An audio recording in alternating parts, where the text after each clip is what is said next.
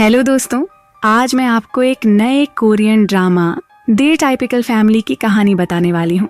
चलिए पहले एपिसोड से शुरुआत करते हैं। कहानी शुरू होती है मनम नाम की महिला से जो अपनी प्यारी बेटी डोंगी से बात कर रही होती है। डोंगी के पास उड़ने की खासियत है, लेकिन उसका वजन उसे उड़ने नहीं देता। मनम उसे प्रेरित करती है कि वह अपनी ताकत को पहचाने। मनम का बेटा गज वहीं पास में बैठा होता है, पर वह अपनी शराब में डूबा रहता है। गज का पिता सुनु भी अपनी ही दुनिया में खोया हुआ है। ऐसा लगता है जैसे इस परिवार के सभी लोग अपनी समस्याओं से घिरे हुए हैं। गज एक समय में अपनी शक्तियों से पास्ट में जा सकता था, लेकिन अब वह अपनी यह क्षमता खो चुका है। उसकी बेटी आईना भी यहाँ मौजूद है, जो फोन में व्यस्त रहती है। मनम उससे कहती है कि अपनी ताकत को पहचानो, लेकिन आईना के पास कोई शक्ति नहीं है। डोंगी मासूमियत से अपनी माँ से पूछती है, माँ आपके पास क्या ताकत है? मनम थोड़ा उदास होकर बताती है कि वह भविष्य देख सकती थी, लेकिन अब वह अपनी इस शक्ति को खो चुकी है। मनम अपने परिवार को समझाने की कोशिश करती है कि अगर हमने अपने खोए हुए पलों को वापस नहीं पाया तो हमारा परिवार बर्बाद हो जाएगा। वह गुस्से में कहती है कि अगर ऐसा नहीं हो सकता तो हमें सब कुछ खत्म कर देना चाहिए। एक पल के लिए मनम खुद समुद्र में कूदने के लिए भागती है।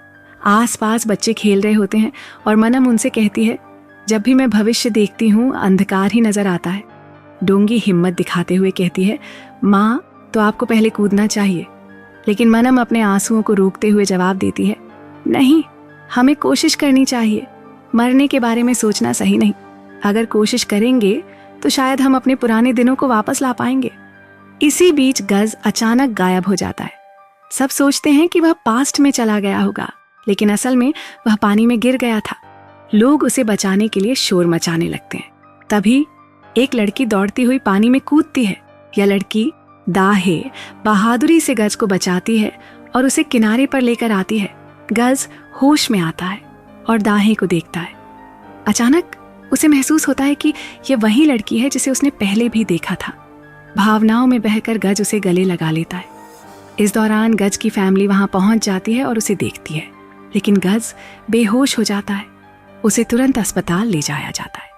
अस्पताल में मनम उससे पूछती है, तुम पानी में क्यों कूदे? गज बस इतना कहता है, मैंने कूदने का इरादा नहीं किया, ये सब बस एक हादसा था। मनम थोड़ी सी राहत महसूस करती है और कहती है, हमें उस लड़की का नंबर लेना चाहिए था जिसने तुम्हें बचाया। कहानी यहीं पर थोड़ा और गहराई पकड़ती है, लेकिन इसके साथ हमें इस परिवार की परेशानियों का पता चलता है। अगले सीन में हम कुछ लड़कियों को देखते हैं जो एक स्पा में काम कर रही होती हैं। वे बातचीत कर रही हैं कि एक बूढ़ी महिला मालिश करवाने आई है, लेकिन उसे नींद नहीं आती। सब परेशान होती हैं और कहती हैं, हम इसे कैसे संभालें? तभी दाहे आती है जो वहीं काम करती है और कहती है, मैं कर सकती हूँ। दाहे उस बूढ़ी महिला के पास जाती है जो असल में मनम होती है। वह उसकी बड़ी तसल्ली से मालिश करती है और उसके लिए चाय भी बनाती है। मनम चाय की खुशबू से खुश होकर कहती है, ये बहुत अच्छी है। दाहे की मालिश इतनी आरामदायक होती है कि मनम वहीं सो जाती है। मालिश के बाद जब मनम बाहर आती है तो बॉस को पैसे देते हुए पूछती है, जिस लड़की ने मेरी मालिश की उसका नाम क्या है? तभी दाहे सामने आकर कहती है, मेरा नाम दाहे है। मनम चौंक कर उसे देखती है और कहती है, तुम वही हो जिसने समुद्र किनारे मेरे बेटे को बचाया था, मैं तुम्हें ही ढूंढ रही थी। मनम उसे पैसे देने की कोशिश करती है, लेकिन दाहे पैसे लेने से मना कर देती है और कहती है, मैंने सिर्फ मदद की थी। मनम उसे अपने घर आने का निमंत्रण देती है। अगले सीन में दाहे मनम के घर आती है। वह घर के अंदर घूमती है और महंगे सामानों को देखती है। तभी मनम उसे दूसरे कमरे में ले जाती है। पास के कमरे में गज्जू होता है और उसके कमरे में शराब की बोतलें बिखरी पड़ी होती हैं। कमरे के दरवाजे पर लिखा होता है, आज कमरे से बाहर मत आना। लेकिन गज्जू इस बात को नजरअंदाज कर बाहर आ जाता है। दाहे मनम से पूछती है, आप चाय पियेंगी? मनम सहमति में सिर हिलाती है। दाहे चाय बनाने के लिए जाती है और उसी वक्त गज्जू किचन में शराब खोलने की कोशिश कर रहा होता है। दाहे उसे देखकर कहती है, तुम ये क्या कर रहे हो? क्या मैं तुम्हारी मदद करूं? लेकिन गज्जू उसकी बात को अनसुना कर देता है। दाहे थोड़ी सख्ती से कहती है, तुम ये शराब छोड़ क्यों नहीं देते? ये तुम्हारे लिए खतरनाक हो सकती है।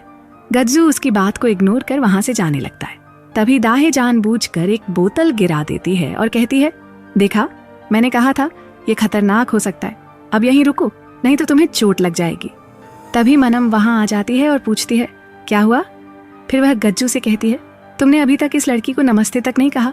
क्या तुम जानते हो कि ये कौन है? इसने तुम्हारी जान बचाई थी। गज्जू गुस्से में दाहे की तरफ देखता है और कहता है, ओह, इसने मेरी जान बचाई थी, अब ये इनाम लेने आई होगी, मेरी माँ तुम्हें इनाम दे देगी। इतना कहकर वह वहां से चला जाता है। दाहे चुपचाप किचन में अकेली चाय बना रही होती है। वह चाय में कुछ मिलाती है और उसे लेकर मनम के पास जाती है। मनम चाय पीती है और दाहे उसकी फिर से मालिश करती है। कहानी यहीं पर और गहराई पकड़ने लगती है। मनम दाहे से कहती है, तुम बहुत अच्छी हो, तुम्हारे माता पिता को तुम पर गर्व होता। दाहे थोड़ी उदासी से जवाब देती है, मेरे माता पिता अब इस दुनिया में नहीं है, उनका निधन हो गया। फिर दाहे यह भी बताती है कि उसकी 2 शादियां हो चुकी थीं, लेकिन दोनों ही नाकाम रहीं। हम एक सीन देखते हैं जहां दाहे अपने पहले पति से मिलने जाती है, लेकिन वह किसी और महिला के साथ होता है। उसके दूसरे पति के साथ भी हालात खराब थे। वह दाहे पर चिल्लाता है और गुस्से में उस पर कांच की बोतल फेंक देता है। दाहे दर्द भरे दिल से मनम से कहती है, मैं बस एक परिवार चाहती थी, लेकिन ये सपना कभी पूरा नहीं हुआ। मनम उसकी बात सुनकर कहती है, गज्जू भी कुछ ऐसा ही महसूस करता है। वह मेरा बेटा है। उसकी शादी हो चुकी थी, लेकिन उसकी पत्नी की एक कार एक्सीडेंट में मौत हो गई। तब से वह बिल्कुल अकेला है। अगले सीन में सुनु मनम के पास आता है और पूछता है, दाहे कहाँ गई? मैं सब्जियां लाया था ताकि उसके लिए खाना बना सकूं। मनम मुस्कुराते हुए जवाब देती है, वह चली गई, उसका कस्टमर उसका इंतजार कर रहा था। इसके बाद हम दाहे को एक साधारण सोने के कमरे में देखते हैं। वह अपनी माँ इलहोंग से खाना बनाने के लिए कहती है। इलहोंग उसे बताती है, मैं काम कर रही हूँ, तुम खुद नूडल्स बना लो। दाहे नूडल्स बनाने की कोशिश करती है, लेकिन गैस चालू करने में डर जाती है। उसे आग से बहुत डर लगता है। दूसरी ओर मनम और सुनु बात कर रहे होते हैं। मनम कहती है, दाहे और गज्जू की कहानियां कितनी मिलती जुलती हैं। दोनों की शादियां असफल रही हैं और दोनों एक परिवार की तलाश में हैं। थोड़ी देर बाद सुनु देखता है कि मनम गहरी नींद में है। वह उसे देखकर मुस्कुराता है और कहता है, काफी समय बाद तुम बच्चों की तरह सो रही हो। मनम सपने में दाहे को देखती है। जब वह जागती है तो सुनु से कहती है, मैंने सपना देखा कि दाहे ने हमारी फैमिली की रिंग पहनी हुई थी। वह हमारी ताकतों को वापस ला सकती है। हमें उसे इस शनिवार आधिकारिक रूप से इनवाइट करना चाहिए। अगले सीन में एक लड़की गज्जू के जिम में आती है। वह अपने डॉक्यूमेंट जमा करती है। गज्जू कहता है, तुम कल से काम शुरू कर सकती हो। तभी डोंगी वहां पहुंचती है और डॉक्यूमेंट देखने की जिद करती है। लड़की उसे देखकर पूछती है, तुम कौन हो?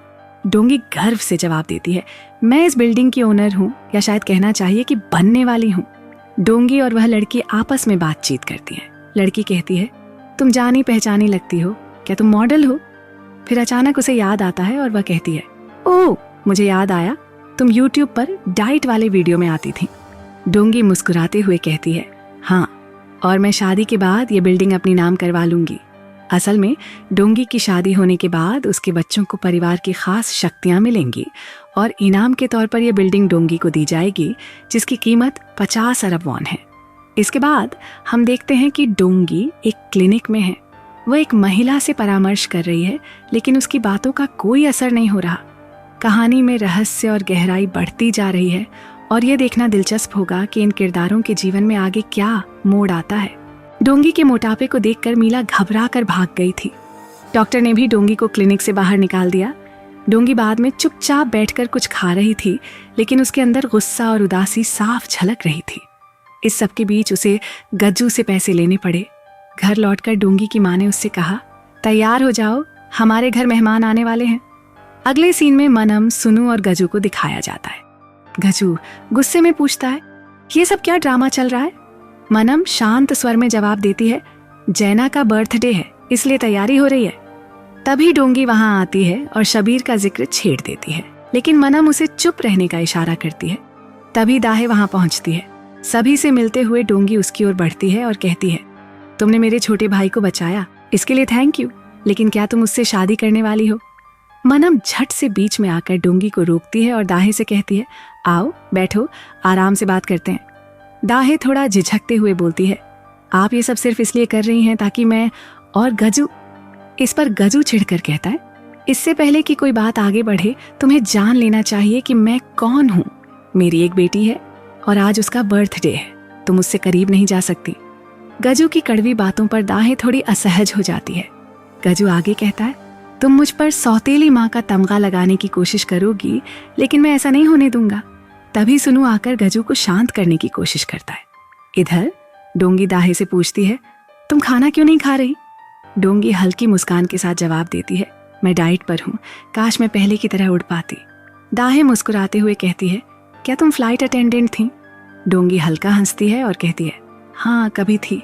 वैसे क्या तुम मेरे लिए पानी ला सकती हो? दाहे पानी लेने के लिए जाती है। अगले सीन में सुनु जैना के पास जाता है जो केक काटने की तैयारी में होती है। जैना पूछती है, क्या आपने मेरे लिए सीवीड सूप बनाया है? इसी बीच दाहे पानी लेने पहुंचती है और देखती है कि गज्जू तनाव में अपनी भावनाओं को दबाने की कोशिश कर रहा है। गज्जू को डांटते हुए मनमा कहती है, तुम ये सब नहीं कर सकते, आज तुम्हारी बेटी का बर्थडे है, तुम अपनी बेटी की खुशी की कद्र क्यों नहीं करते? गज्जू झल्ला कर जवाब देता है, आपको जैना की परवाह ही कब है, आप उसकी जगह किसी और को बुला लेती हैं। मनम शांत होकर कहती है, तुम अपनी जिम्मेदारियों से क्यों भाग रहे हो? तुमने कभी खुद को आगे बढ़ाने की कोशिश नहीं की? गज्जू पलट कर कहता है, मैंने समंदर में कूदने की कोशिश नहीं की, वो एक हादसा था। मनम गंभीर स्वर में कहती है, मैंने तुम्हें पहले ही कहा था कि मैंने तुम्हारा फ्यूचर देखा है, तुम्हारी कोई शादी सफल नहीं होगी, लेकिन तुमने मेरी बात नहीं मानी और कहा कि तुम खुद अपना फ्यूचर बनाओगे। अब देख लो कहाँ खड़े हो। अगले सीन में सुनु घर के बाहर आता है। वहां डोंगी अपने खाने को लेकर चिंतित है। वह अपने पिता से कहती है, मेरे खाने को ढक दो, बारिश हो रही है, सब खराब हो जाएगा। अचानक मनम वहां आती है और बेहोश होकर गिर जाती है। सुनु फौरन घबराकर कहता है, इसे कुछ हो गया है, ये शायद ठीक से सो नहीं पाई थी, हमें इसे हॉस्पिटल ले जाना होगा। दाहे वहां पहुंचती है और पूछती है, क्या हुआ है? सुनु जल्दी जल्दी बोलता है, घर के अंदर गैस चालू रह गई है, तुम जाकर बंद कर दो। दाहे किचन में जाती है। वहां गैस को देखकर घबराई सी इधर उधर किसी चीज की तलाश करती है ताकि गैस बंद कर सके, लेकिन उसकी कोशिश बेकार जाती है। तभी ईना वहां आती है और गैस बंद कर देती है। दाहे राहत की सांस लेते हुए कहती है, थैंक यू। ईना उसे देखती है और चिढ़ते हुए कहती है, इस बार तुम चाय में कुछ मिलाने वाली थी है ना? दाहे जल्दी से सफाई देती है, नहीं ऐसा कुछ नहीं है, मैं तो चाय में सिर्फ मिठास डालने की कोशिश कर रही थी। ईना बिना कुछ कहे वहां से चली जाती है। अगले सीन में गजू स्मृति स्थल पर पहुंचता है। वह सियोन की कब्र के पास खड़ा है और पुरानी यादों में खोया हुआ है। तभी सियोन के माता पिता वहां आते हैं। सियोन का पिता गुस्से में कहता है, तुम्हारा यहाँ क्या काम है? लेकिन उसकी माँ गजू के पास आती है और शांत स्वर में कहती है, तुम्हें इस तरह खुद को खत्म नहीं करना चाहिए। गजू अपराध बोध में डूबा कहता है, मुझे माफ कर दीजिए, मैं उसे बचा नहीं पाया। सियोन की माँ उसे दिलासा देते हुए कहती है, तुम तीनों का कार एक्सीडेंट हुआ था लेकिन तुम बच गए। सियोन ने हमेशा कहा था कि तुम्हारे पास एक खास ताकत है, क्या ये सच है? गजू धीरे से जवाब देता है, ये एक श्राप है। सियोन की माँ प्यार से कहती है, जीना अपराध नहीं है, तुम सिर्फ जीने की कोशिश करो। ये कहकर वह चली जाती है। अगले सीन में दाहे अकेली बैठी कुछ बना रही होती है। ईना वहां आती है और पूछती है, तुम यहाँ क्या कर रही हो? दाहे मुस्कुराकर कहती है, मैंने कुछ बनाया है, क्या तुम खाना चाहोगी? ईना झिझकते हुए कहती है, लेकिन तुमने इसमें कुछ मिलाया तो नहीं है ना? दाहे हंसते हुए कहती है, ये तो बस सीवीड सूप है, बिल्कुल ताज़ा, ट्राई करके देखो। ईना कुछ संकोच के बाद खाने लगती है और धीरे धीरे मुस्कुराने लगती है। दाहे फिर ईना से कहती है, तुम्हारे पिता ने खुद को मारने की कोशिश नहीं की थी, ये सब गलतफहमी है। ईना उसे गहरी नजरों से देखती है और कहती है, तुम भाग जाओ, इससे पहले कि तुम इस परिवार में उलझ जाओ, यहां से चले जाओ। दाहे अचंभित होकर पूछती है, तुम ऐसा क्यों कह रही हो? इस परिवार के बारे में ऐसा क्या है जो मुझे पता नहीं है? ईना धीरे धीरे सारी सच्चाई बताने लगती है। हमारी फैमिली के पास सुपर पावर्स हैं।